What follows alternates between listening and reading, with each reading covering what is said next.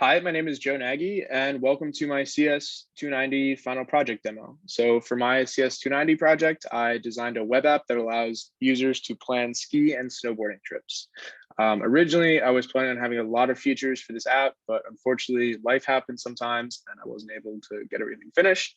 So right now, before I get into the details, or before I get into the actual app, I'm just going to describe what it does. So it allows users to create trips and then they can add a mountain and a hotel to the trip. And the idea behind this is that you'll be able to have all of your data for, or all of your details for your ski or snowboarding trip in one place, so you can easily access it. Later down the line, I'm going to implement the ability to add flights and other things to it, but that's what I have right now. So there are three different types of users for the app. You have a guest user, a regular user, and an admin user. I'm going to start with the guest. The main difference between them is guest users are able to just view data, but they can't actually create or save trips to the database. They can just view them. The difference between admin and regular users is admin users will be able to see admin data here at the bottom of the welcome screen.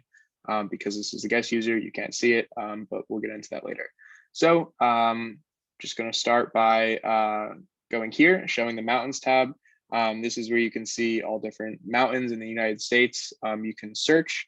This is a view fuse component, which just searches through the list based on name. So if I want to find Breckenridge Mountain, for example, I can just type Breck.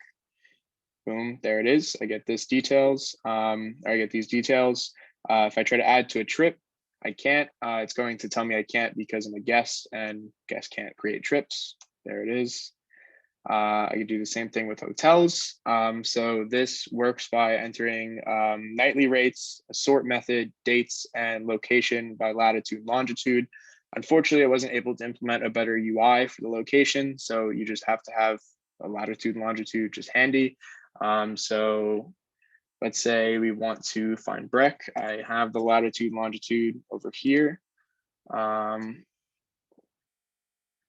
There's that. Let's say we want between 50 and, I don't know, 500. Pick our sort method.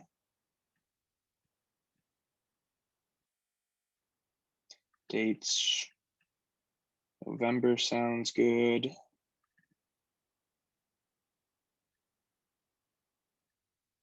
And so what this is doing is this is calling, this is making a query using hotels.com public API, and it's returning this data here. And again, these are all of the hotels in that area.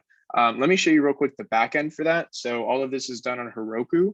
And I have right here, this is a very similar call. You can see the method is called get filtered hotels. It has a min, max, sort, and latitude, longitude. You can see the data here, but I'm just going to reload it again for the demo purpose.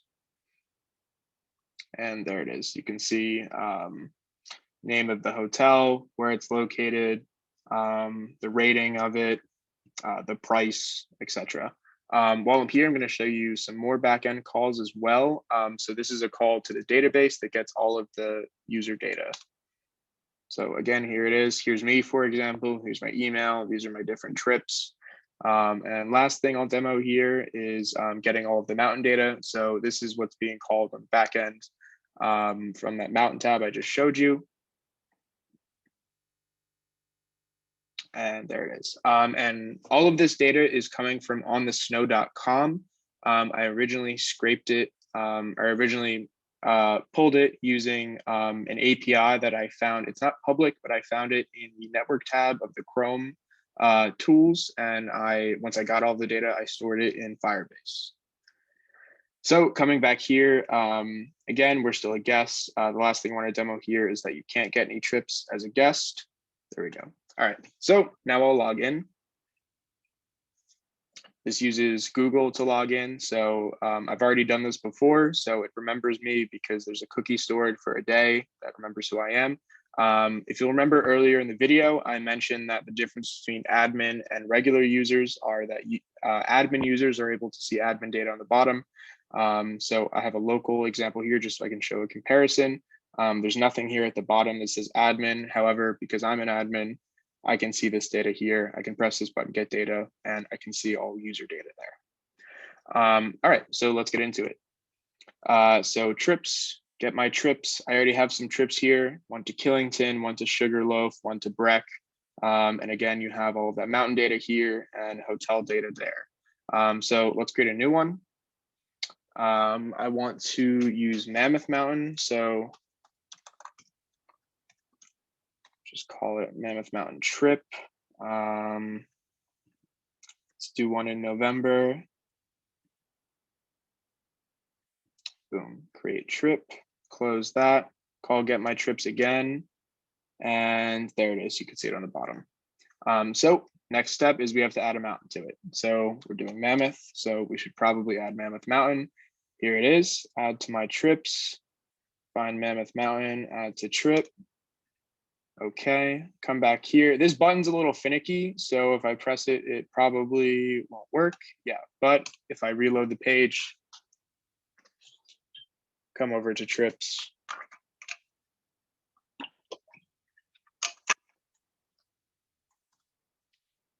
There we go. So last thing we need to complete a trip for my app is we need hotels. So we're going to enter rates again. We'll just pick that just to make sure that we get results. Pick a sort date, November.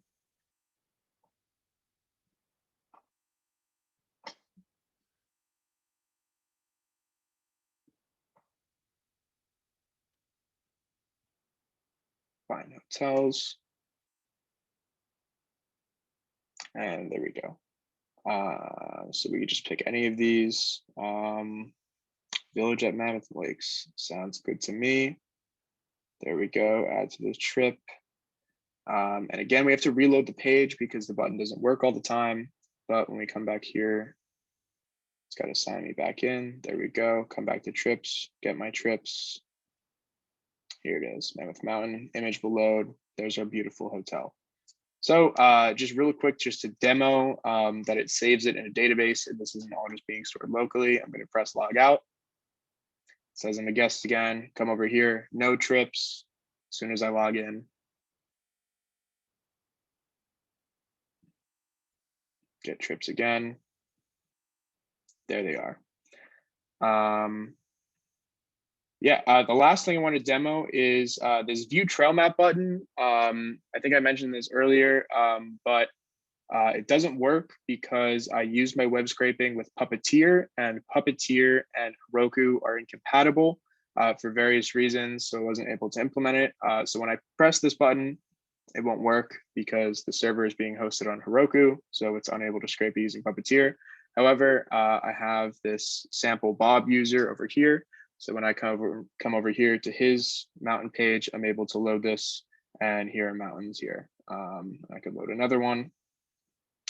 Sometimes it just takes a second because web scraping isn't instantaneous. It has to actually open a separate browser, grab the image. There it is. And just to show that it works for all of them, there's one I loaded before. Let's just pick Big Snow. Sounds good to me. And there it is. And that concludes my presentation. That's all the features of my app. I hope you enjoyed, and thank you.